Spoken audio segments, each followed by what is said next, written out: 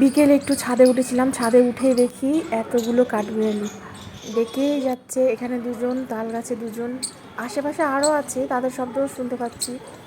একটু শুয়েছিলাম কিন্তু এদের শব্দে উঠে গিয়েছি। অনেকক্ষণ থেকে ডেকে যাচ্ছে। শেষে আমি ভাবছি যে কিসে এত ডাকছে, ছাদে এসে তারপর এদের দেখা মিলল। পেখম ঘুমোচ্ছে, ওকে রেখেই ওপরে এসেছি। ওকে আর ডাকিনি, ভাবলাম যে না থাক, ঘুমোক। এখন আর ওকে ঘুম থেকে তুলবো না, কেননা ঘুম থেকে তুললে ওর ঘুমও ঠিক পূরণ হবে না আর শরীর খারাপ করবে।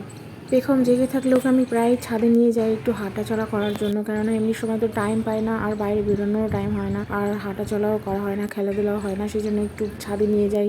পাখি, নেচার, সূর্য এইসব দেখে অনেকটা আনন্দ পাই। আজ আমি একাই এসেছি, ওকে নিয়ে আসিনি। ভিডিও করে নিয়ে যাচ্ছি, ওকে পরে দেখাবো, সেই জন্যই এই ভিডিওগুলো করা। পেখম গাছপালা, পশু পাখি ভীষণ পছন্দ করে, যেটা আমারও খুব পছন্দের। হঠাৎ করে এমন জোরে হাওয়া দিল যে কাঠবিড়ালিটা দৌড়ে ঘরে পালালো। কি মেঘ করেছে আর এই কাঠবিড়ালিগুলো ডেকেই যাচ্ছে। ওরা বুঝতেই পেরেছে যে মেঘ করেছে, সেই জন্য হয়তো ওরা এইভাবে ডাকছে, কন্টিনিউয়াসলি ডেকে যাচ্ছে। কি সুন্দর লাগছে দেখে।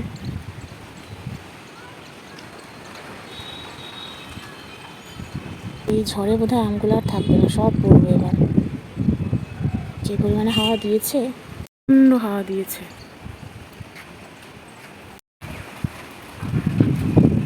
হাওয়াতে গাছটা কীরকম দুলছে, একবার এদিকে যাচ্ছে, একবার মনে হচ্ছে এক্ষুনি ভেঙে যাবে। প্রচুর হাওয়া দিচ্ছে, মানে ঝড়ই উঠে গেছে।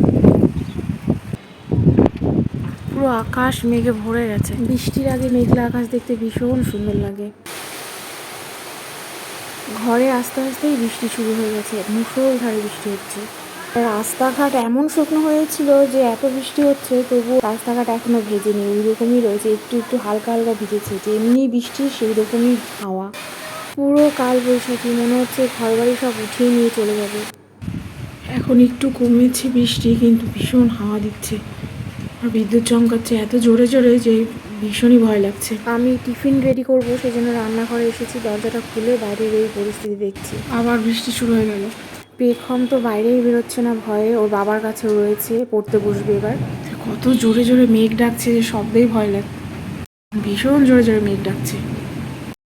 পেখম তো আসছেই না, পেখম দূরে আছে। এই যে পেখম পড়তে বসেছে, বাইরে বৃষ্টি হচ্ছে আর পেখম পড়তে বসেছে। খাবার রেডি করতে করতে একবার এই ঘরে ওই ঘরে যাচ্ছি, এই করছি। পড়া তো করতেই হবে, কালকে স্কুল আছে। বাইরে বৃষ্টি হচ্ছে আর পেখম এখানে পড়তে বসেছে। জানলা দরজাগুলো সবগুলো বন্ধ ছিল না, আর হাওয়াতে এত জোরে জোরে শব্দ হচ্ছিল যে আমাকে বারে বারে দৌড়ে দৌড়ে জানলা দরজা বন্ধ করতে হচ্ছে। পেখম মনোযোগ দিয়ে তার টাস্ক করছে। কারেন্ট চলে গেছে, বাইরে কারেন্ট নেই, কিছুই দেখা যাচ্ছে না, শুধু ঝড়ের শব্দ আর বৃষ্টির শব্দ। বাবা, বিদ্যুৎ চমকাচ্ছে কত জোরে জোরে। পুরো শহরে কারেন্ট চলে গেছে, শুধু ঝড় আর বৃষ্টির শব্দ শোনা যাচ্ছে, শুধু ঝড় বৃষ্টির শব্দ। বাবা, জোরে জোরে জোরে মেঘ ডাকছে, বৃষ্টির শব্দ ছাড়া আর কিছুই শোনা যাচ্ছে না। কারেন্টটা এলো, আবার গেল। এখন একটু বৃষ্টিটা কমেছে, কিন্তু হাওয়া প্রচুর দিচ্ছে। করে কারেন্ট ছিল, কারেন্ট আবার চলে গেল। এখন বৃষ্টিটা কম, কিন্তু প্রচুর হাওয়া দিচ্ছে, মানে ঝড় উঠেছে প্রচুর। বৃষ্টিটা নেই, কিন্তু ঝড় আছে। খিচুড়ি মেঘটা, আমি শুধু এ ঘর আর ও ঘর করে যাচ্ছি, জানালা দরজা বন্ধ করে যাচ্ছি। পেখমের এখনো পড়া কমপ্লিট হয়নি, ও মন দিয়ে পড়াশোনা করে যাচ্ছে। সে জানে আজকে টাস্ক না করলে নেক্সট ডে লজ্জায় পড়তে হবে স্কুলে গিয়ে। একদিকে মেঘ ডাকছে আর একদিকে রান্না হচ্ছে। আজকে পাবদা মাছের ঝোল হবে, পাবদা মাছ দিয়ে একটু রসা করবো, আর হচ্ছে রাতে রুটি আর পেখুর জন্য ভাত আর ডাল। এই হচ্ছে রাত্রের মেনু। এদিকে বারে বারে কারেন্ট যাচ্ছে, যদিও প্রবলেম হচ্ছে না ইনভার্টারের জন্য, কিন্তু প্রচুর ঝড় বৃষ্টি হচ্ছে বাইরেটাতে। পেখুর তো পড়া কমপ্লিট হয়ে গেছে, ঝড়ের মধ্যে পড়া করে নিয়েছে। ঝড় বৃষ্টি যাই হোক, পড়া তো করতেই হবে।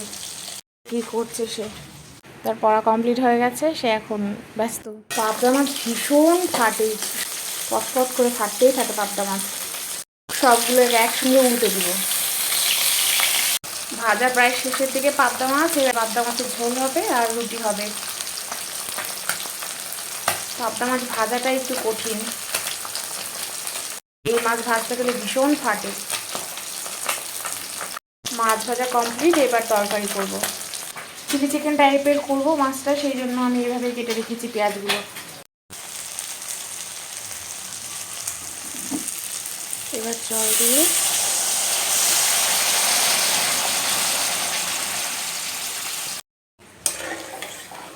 মশলাগুলো একসঙ্গে দিয়ে ভাজা ভাজা করে তারপরে হালকা নেড়ে চেড়ে তারপরে জল দিয়ে দিয়েছি। এটা আমি জিরে বাটা দিয়েছিলাম, তারপরে পাবদা মাছগুলো আস্তে আস্তে ছেড়ে দিচ্ছিলাম। খুবই অল্প পরিমাণে জল দিয়েছিলাম, যেহেতু রসা টাইপের করব সেই জন্য অল্প জল দিয়েছিলাম। জলটা অনেকটাই ফুটে এসেছে আর পেঁয়াজগুলো নরম হয়ে গেছে। তারপরে পাবদা মাছগুলো দিব। পাবদা মাছ তো এমনিতেই ভীষণ নরম হয়, সেই জন্য একদম লাস্টে দিতে হয় যাতে নাড়লে না ভেঙে যায়। অল্পই নাড়াচাড়া করতে হয়, নইলে ভেঙে যাবে।